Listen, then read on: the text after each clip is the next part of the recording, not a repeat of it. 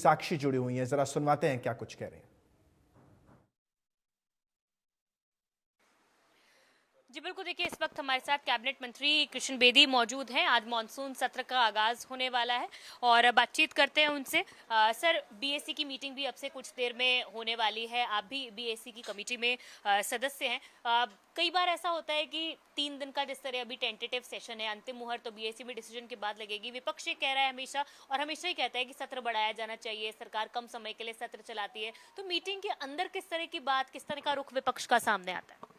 देखिए, आप लंबे समय से विधानसभा को भी कवर कर रहे हैं और विपक्ष को भी और सरकार को भी, और हमारे लिए ये खुशी की बात है कि आप जैसे सीनियर जर्नलिस्ट यदि कोई बात कहें तो उसका उनको कुछ बातें समझ भी आ सकती है, हम रिप्लाई देंगे। तुम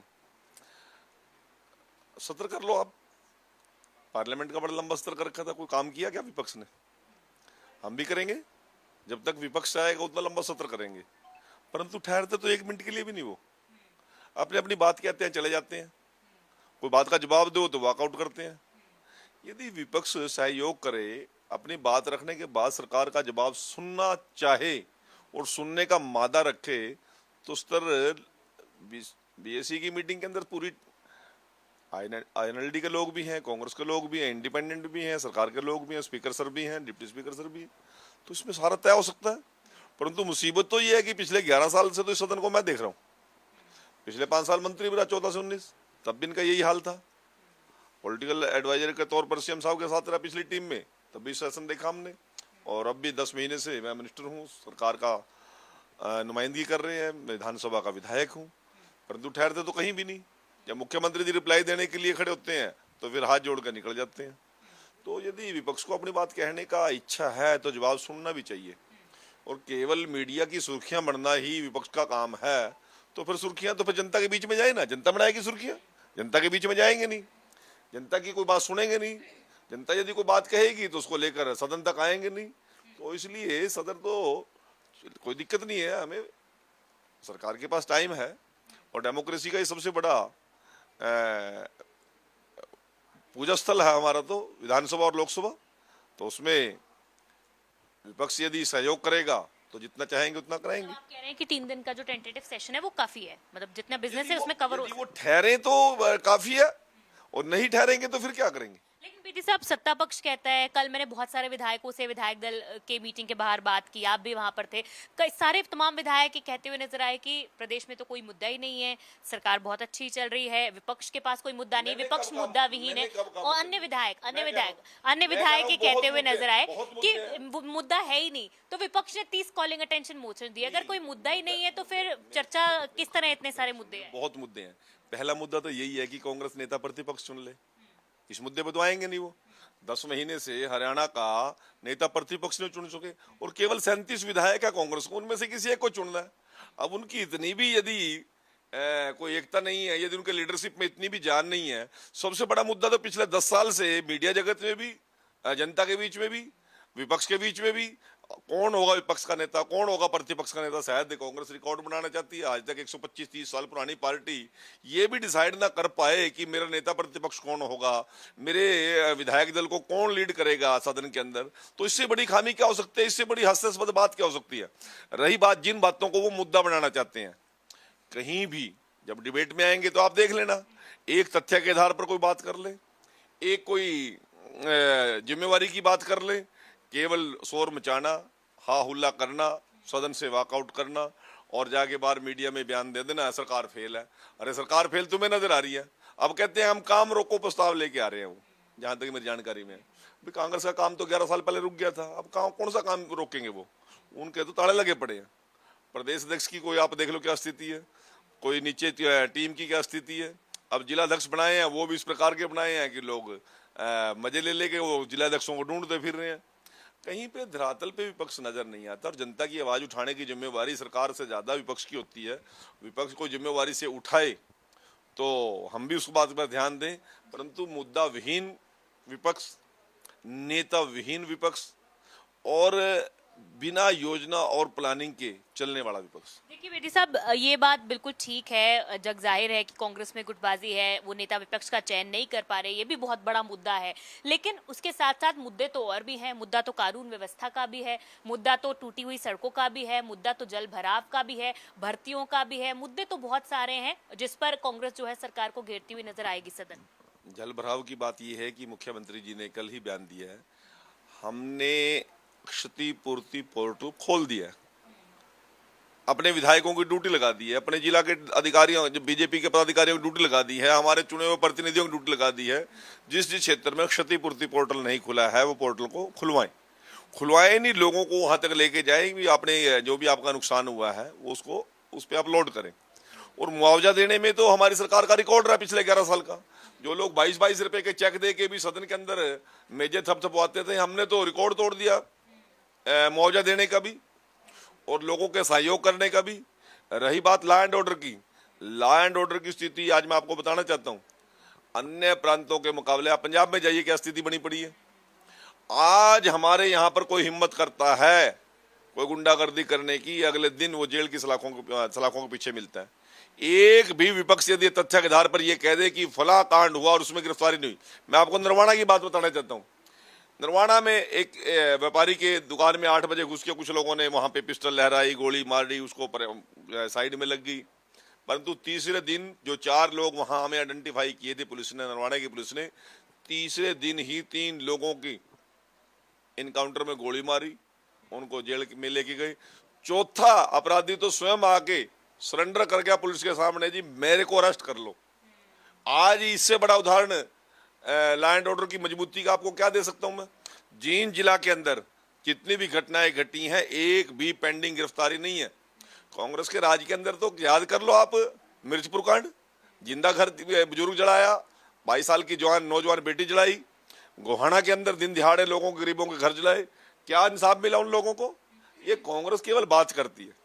बेशकीमती लोगों की जमीनें लूटी, दुनिया भर के कोर्ट में केस चल रहे हैं, आज तक तो ये लोग उनकी एफआईआर भी करना नहीं चाहते थे, वो भी हमारी सरकार ने आके करी। आपने बताया बहुत सारे मामलों में कार्रवाई हो भी रही है, लेकिन पिछले 1 से 1.5 महीने के अगर कुछ उदाहरण मैं देखूं, कई हाई प्रोफाइल केसेस ऐसे हैं, चाहे हम राहुल फाजिलपुरिया का केस देख लें, चाहे हम एल्विश यादव के घर पर फायरिंग का केस देख लें, गुरुग्राम में गोल्ड बैंक की लूट का काम देख लें, इन मामलों में कोई रिकवरी नहीं हुई है। बात करें तो एल्विश यादव के केस में भी जिन्होंने सूचना दी, जो मुखबिर थे, वो पकड़े गए, लेकिन आरोपी जिन्होंने फायरिंग की वो अभी भी बाहर है। अगर हम भिवानी वाले केस की बात ले लें तो कुछ केसेस ऐसे भी हैं जहां पर बात करोगे आप? हाँ, लेकिन आरोपी ना कोई रिकवरी हुई है, ना कोई आरोपी तक पुलिस चाहा सरकार ने वो किया। हमारे पुलिस कर्मचारियों ने परिवार के साथ बदतमीजी की, सस्पेंड की, एसपी को बदला। आज तक किसी काम में बता देना कांग्रेस के लोग कभी कि उन्होंने एसपी को बदला हो, तो हमने एसपी को बदला। उन्होंने कहा कि जांच यहाँ कराओ तो जांच वहां कराएंगे, उन्होंने कहा कि बोर्ड से पोस्टमार्टम कराओ तो बोर्ड से पोस्टमार्टम कराएंगे, उन्होंने कहा कि एम्स में पोस्टमार्टम होना चाहिए, मेरे मुख्यमंत्री जी ने कहा कि एम्स में पोस्टमार्टम कराएंगे, उन्होंने कहा कि जांच सीबीआई करे, हमने बड़े खुले दिल से उनको जांच के लिए सीबीआई के अंदर लेकर गए।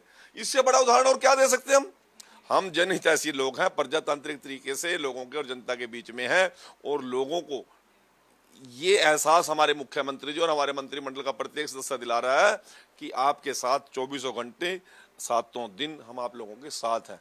और इसी का कारण ये है कि जनता जब वोट देने का टाइम आता है तो तीसरी बारी बीजेपी को पसंद करती है। नायब सिंह सैनी जी के नेतृत्व में, मोदी जी के नेतृत्व में लगातार तीसरी बार सरकार बनाती है। बिल्कुल, अब ये तो सत्र में देखने वाली बात होगी कि विपक्ष कितना मुद्दा विहीन है, कितने मुद्दे उठाता है और सत्ता पक्ष किस तरह उनका जवाब देते हैं। एक आखिरी सवाल मेरा, ये वोट चोरी का बहुत शोर हो रहा है, तो हो सकता है क्योंकि हरियाणा पे भी आरोप लगा रहे हैं कि हरियाणा में भी वोट चोरी हुई है, एफिडेविट मांग रहे हैं इलेक्शन कमीशन से, तो हो सकता है वो विधानसभा में भी इस बात को उठाएं। वोट चोरी का सबसे बड़ा ब्रांड एम्बेसडर रणदीप सिंह सुरजेवाला बना हुआ है, उसका बेटा विधायक है, सबसे पहले तो उसी की पेटियां खुलवा ले, वो अपने शुरुआत कर लेना। दीपेंद्र हुड्डा अपनी पार्लियामेंट की जो अभी वो बेल्ट वो पड़े हैं, हमारे ईवीएम पड़े हैं, उसको खुलवा ले, शैलजा जी खुलवा ले अपनी। यदि वोट चोरी बीजेपी करती तो क्या 303 से 240 पे आते हम? यदि वोट चोरी बीजेपी करती तो क्या शैलजा सांसद होती? क्या दीपेंद्र हुड्डा सांसद होता? क्या जयप्रकाश जेपी सांसद होता? जेपी का बेटा भी विधायक है, रणदीप सिंह सुरजेवाला का बेटा भी विधायक है, और कांग्रेस के 37 विधायक बने हैं, आईएनएलडी के भी 2 विधायक बने हैं। तो वोट चोरी कहां से आ गई? वोट चोरी नहीं है, ये इन लोगों को बैम हो गया है और 11 साल का विपक्ष कांग्रेस को मजबूर कर रहा है कि बेतुके और बिना वजह के मुद्दे उठाने के लिए। कहाँ है वोट चोरी? यदि ये है तो सिद्ध करे फिर वो। वोट चोरी तो वहां होती थी कि सरदार वल्लभ भाई पटेल जी को संयुक्त सरकार का प्राइम मिनिस्टर बनना था, उठा के जवाहरलाल नेहरू जी को बना दिया। वोट चोरी तो अंबेडकर जी के साथ की थी इन लोगों ने। वोट चोरी तो इंदिरा गांधी जी ने इलाहाबाद चुनाव में की थी। तो ये सारी बातें क्यों भूल रही है कांग्रेस? आज कांग्रेस 11 साल सत्ता से बाहर रहने के बाद बौखला गई है, लाचार है, बेबस है और किस प्रकार से अपने बाढ़ पाड़ने पे मजबूर हो रही है कांग्रेस। ये किसी छुपी बात नहीं है। इंडी गठबंधन बनाया, अरविंद केजरीवाल के साथ समझौता, पंजाब में खिलाफ चलेंगे, हरियाणा में समझौता करेंगे, दिल्ली में समझौता करेंगे, फिर भी 99 सीट आई राहुल गांधी की। कहाँ है कांग्रेस? धरातल पे कहीं कांग्रेस है नहीं, संगठन का है नहीं, नेता उनका कोई है नहीं। और वोट की बात करते हैं सरकार बनाने की। सरकार बनाने के लिए तो बहुत कुछ सैक्रिफाइस करना पड़ता है, लोगों के बीच में जाना पड़ता है। अच्छा, एक अमित शाह जी ने अभी केंद्रीय गृह मंत्री ने बिल पेश किया है जिसमें कि कोई भी प्रधानमंत्री हो चाहे मुख्यमंत्री हो, अगर 30 दिन तक जेल में रहेगा तो ऑटोमेटिकली उसकी सीट जो है वो चली जाएगी। इसका भी काफी विपक्ष विरोध कर रहा है। वो कह रहे हैं कि जो प्रजातंत्र की हत्या है, सत्तारूढ़ पार्टी किसी भी मुख्यमंत्री को हटा देगी। तो उनको अपने में क्यों डर हो रहा है? चोर की दाढ़ी में तिनका क्यों नजर आ रहा है उनको? वो सारी बातें अपने ऊपर क्यों लेके जा रहे हैं? सबसे ज्यादा मुख्यमंत्री तो हमारे हैं, आज के दिन प्रधानमंत्री तो हमारा है और सबसे ज्यादा विधायक और मंत्रिमंडल के लोग तो हमारे पास हैं। तो वो हम हमारे ऊपर क्यों नहीं सोच रहे, वो अपने ऊपर क्यों सोच रहे हैं? और किसी को जेल में कैसे डाल देंगे? गलत थोड़ी तरीके से डालेंगे। यदि कोई गलती करेगा तो जेल में जाएगा। क्या अमित शाह जी को इन लोगों ने जेल में नहीं डाला था? ऐसा कुछ नहीं है। ये लोग बिना वजह के मुद्दे बनाना चाहते हैं। और मैं तो आपसे व्यक्तिगत पूछना चाहता हूं, क्या इस बिल से आप सेटिस्फाई हैं? इन लोगों पे मुख्यमंत्री हो, कोई मंत्री हो, विधायक हो, सांसद हो, प्रधानमंत्री हो, क्या चॉकआउट नहीं होना चाहिए? नहीं, क्यों नहीं चॉकआउट होना चाहिए?